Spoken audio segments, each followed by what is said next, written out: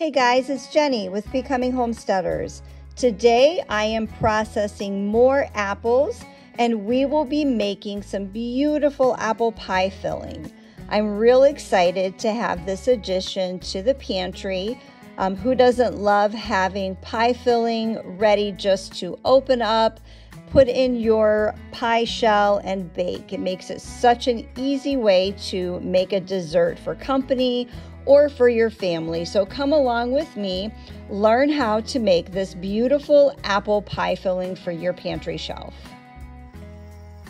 Hey friends, welcome back to my kitchen. Today I'm going to be making apple pie filling. It is day 3 of apple processing.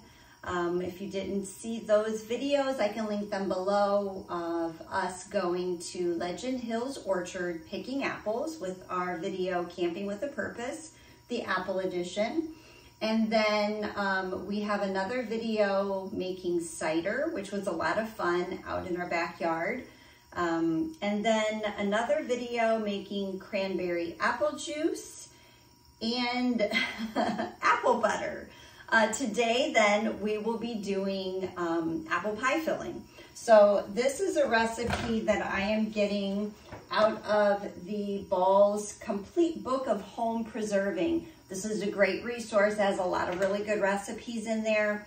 I've never made apple pie filling, but we had a lot of apples, so I thought I would give this a try. And I like trying new things, so hopefully you do too.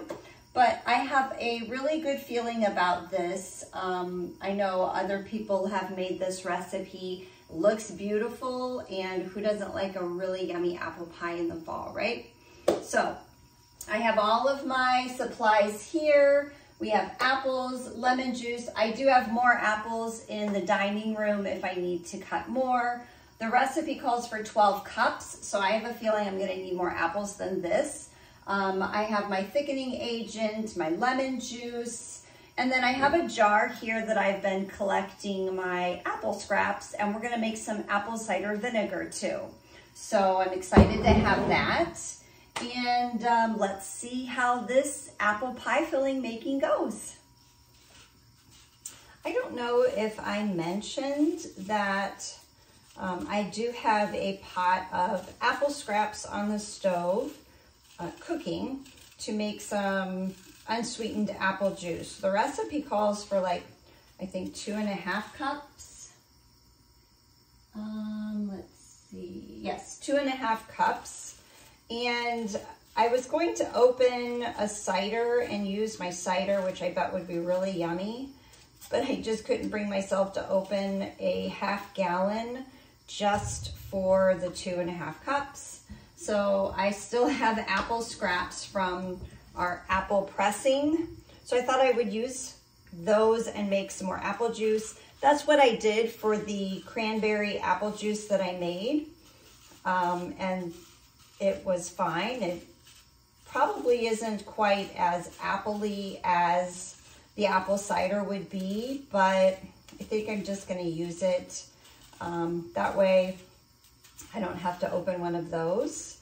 And then I wanted to tell you too, the varieties of apples. So we went to that Legend Hills Orchard and picked these apples. They are beautiful. These 2 varieties that I'm using today are Evercrisp and Granny Smith. So I'm mostly using Granny Smith because I like the tartness of the apple for the apple pies. But I thought since I have some of these too, I would just throw some of these in as well. And I do want to keep, those are the 2 that I reserved to store. So we are planning on storing some of these to eat on over the next few months. The Evercrisp, they told us, is supposed to keep for up to 9 months. So wow, that's awesome, right? So we have a refrigerator outside in the garage that we will be using for storage. That's what I had my cabbages in and just those things that you would normally put in a root cellar. We don't have a root cellar because we live in the city. But we do have an extra refrigerator out there that's an old refrigerator that we just repurposed. So we're going to use that to store our beautiful apples in to eat on over the winter. I am slicing these pretty thick too. I like nice chunky apples in my apple pie. And I probably should invest in one of those apple peeler cores, but I never have. I don't know why. I kind of feel like maybe it takes too much of the apple on the core part of it, but probably not. So I'm measuring these in my 4-cup measuring cup here, and then I am dumping them in a water and lemon juice solution so they don't turn brown while I'm processing everything else. But I actually think the amount of apples I had sitting there on the counter is the perfect amount. I brought another one in just in case. I think I'm gonna go ahead and do that, but I only added one more apple. So that was pretty good. Yay. And this is just one single batch. I'm not doing anything crazy like doubling or tripling like I usually do, because I did want to keep some of these apples to eat on this winter, if they last till winter.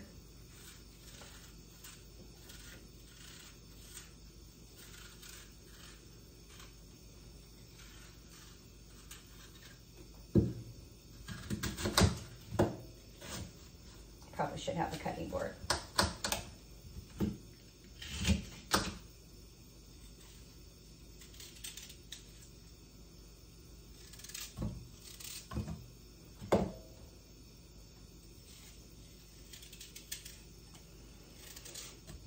So after I get these sliced, I'm going to make the filling part of it, or the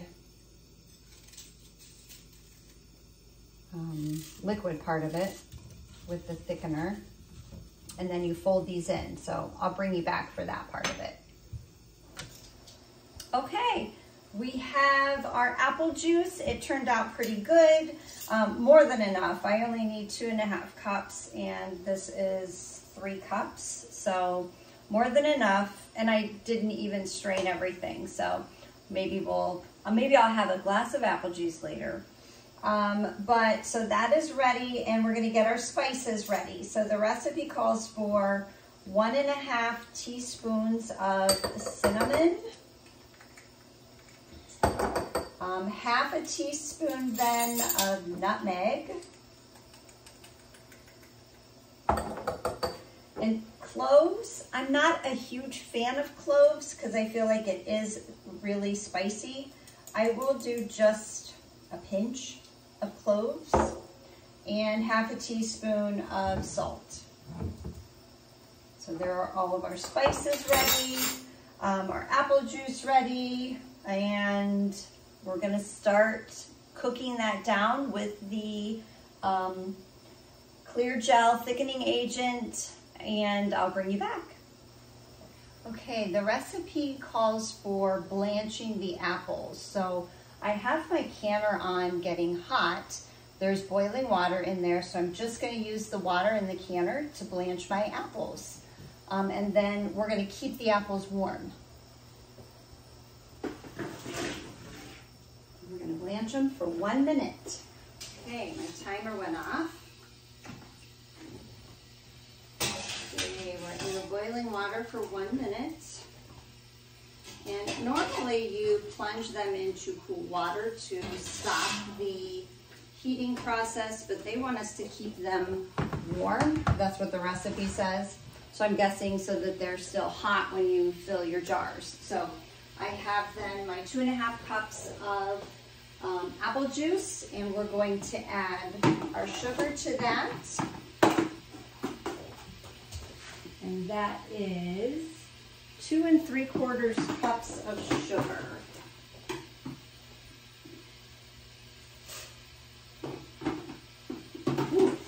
on the sugar here.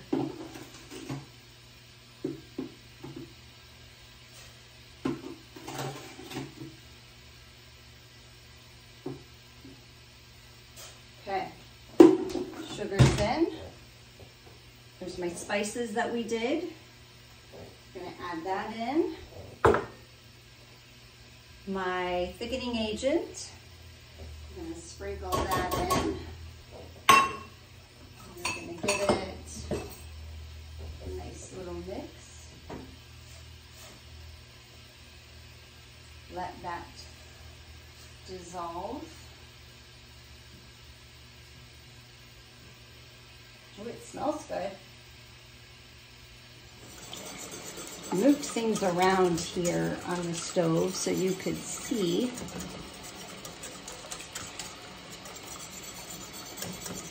The mixture in here. It is a little bit chunky, but I think that that will dissolve. I got my whisk out. I'm gonna turn my heat down a little bit. My jars in the canner are getting nice and hot. Oh, that's looking better. Oh, it looks pretty. So yeah, you might need your whisk out just to whisk those chunks in. Make sure everything dissolves. Oh, it smells so good.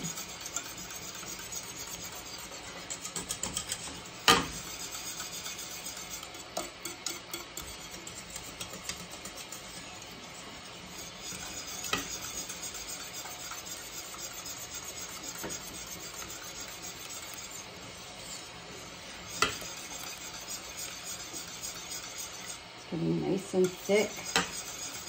And it's beautiful.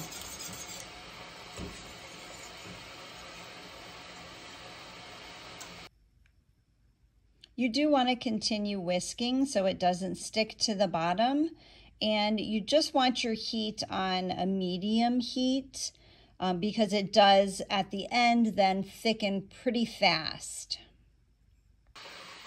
Okay, we're going to add half a cup of lemon juice.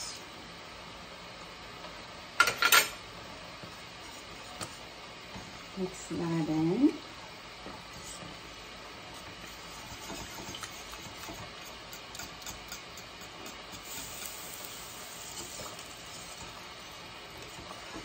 Oh yeah. Turn the heat off.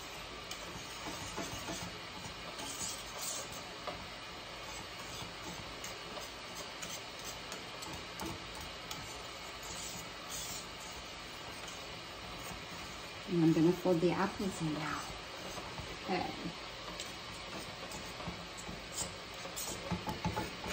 Looks really nice and thick. So that is what we want. I'm going to fold in these apples. Oops.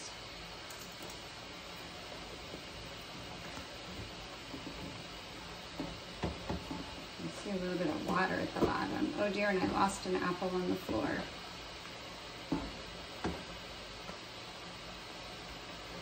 So we want everything to stay nice and hot. Gosh, I should have got a bigger cooker, huh? Really didn't think I would have that much.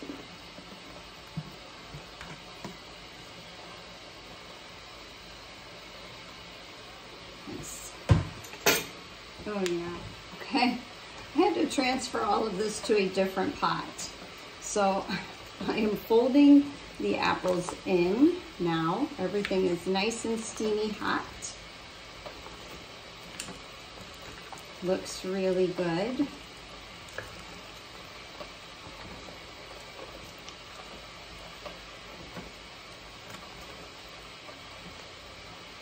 And then we're going to ladle this into our jars.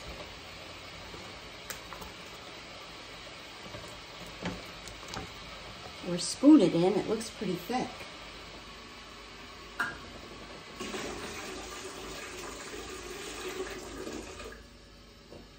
So this whole process would probably be a lot easier with wide mouth jars. So I'm a little bit nervous about the regular mouth jars. We will see. I have a spoon just to help things along. So we're gonna try spooning it in. Oh my, yeah. It's okay, we're gonna get through this. And it's gonna be beautiful apple pie filling, right? Maybe not do as many at a time.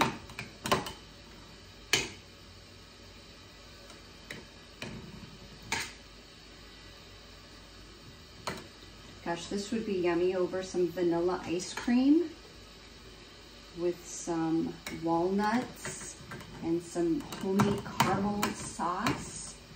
Oof, that sounds good. We're in a nice apple crisp. I love apple crisp.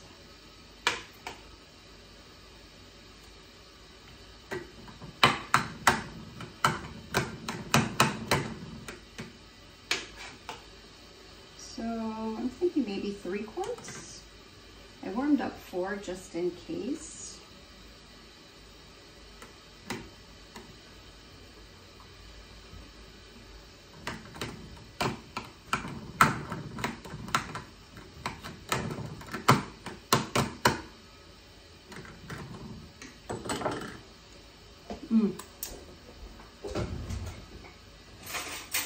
Let me get a butter knife. It certainly looks pretty. Wow, you guys.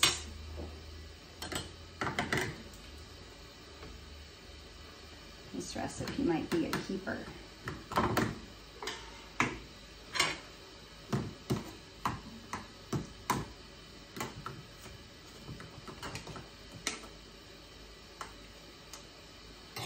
I did make these apple chunks pretty big, but I mean, I do like chunky, big chunks, I guess I should say, of apple in my apple pies. I will say this whole thing is going to be a total mess, but we are putting it in a water bath, so I think that will clean off the outside of the jar. So let's see, I think that's probably good. That's about an inch head space right there at the bottom. Oh my gosh, look how pretty that is. Without the air bubbles that you can. And I'm sure you guys have one of those really cool air bubble removers. I just use my butter knife. And as you can tell, I've never upgraded to a new funnel either. It's my grandma's. So I'm gonna set this in here, keep it nice and hot while I do this one. Okay, this is my last jar. And it was totally perfect.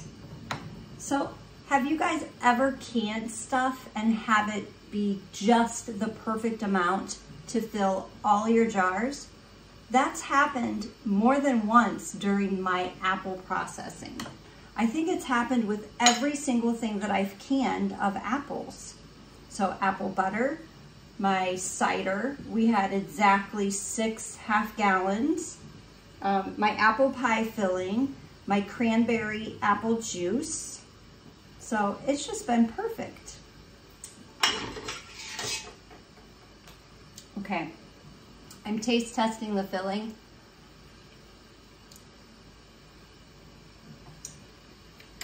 It's pretty good. I don't know if it's my favorite though. I'll have to think about it. Okay, I usually wipe everything off with a paper towel and dipped in a little bit of distilled vinegar. But these were so messy, and I see an air bubble. So I definitely will be using wide mouth next time I do this, if I do this again. So I wasn't really sure about the taste. So, but I did have an apple. I'm gonna steal another one out of here. You can't see me. But with the apple, I think I like it. So just the filling base itself, I wasn't real sure if I liked it, but the apple, I like it.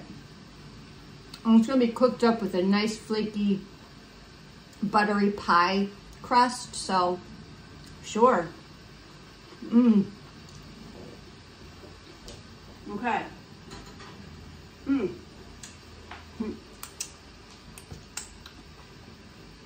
And these are all for my family. I'm not sharing any of these. So that's why I'm allowed to lick my fingers. Okay. You do want to make sure that the top is nice and cleaned off. And I might actually go around again with my distilled vinegar. Just checking. Gosh, it's hot. To make sure there are no more air bubbles in there too. But gosh, it looks really pretty, doesn't it? So, yes, and I do think I will like it with the pie crust or your apple crisp topping or even over ice cream. Gosh, yeah. What else can we do with them? Just eat them like that. There we go.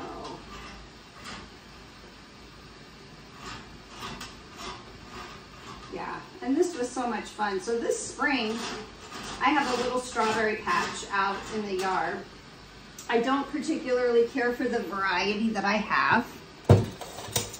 So I may be changing those next year, but we always get berries. But I ended up picking strawberries, and we had strawberry jam. If you can imagine this, we had strawberry jam left over from last year.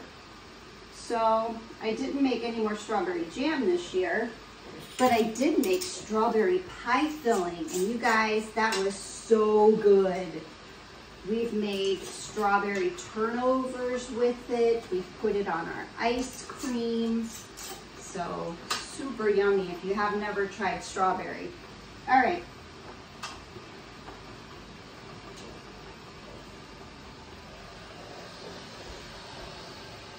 All right, so I tightened the lids or the rings to fingertip tight. We're gonna lower them down. We're gonna process these for 25 minutes in a water bath canner. Make sure your water is over your jars and with the lid on at a rolling boil for 25 minutes. And I'm gonna dip that little bit of distilled vinegar in my water just to keep the cloudiness off the jars. Thanks so much for hanging out with me today in my kitchen while I processed this beautiful apple pie filling. This is the last product that we will be making with these apples that we picked. What a great experience. We will definitely be doing this next year. We would even like to do it on a larger scale. We would like to have more apple cider, more of this apple pie filling, more apple butter, just more everything. So, but thank you for hanging out with me. If you liked my video, give me a thumbs up and consider subscribing to my channel, Becoming Homesteaders.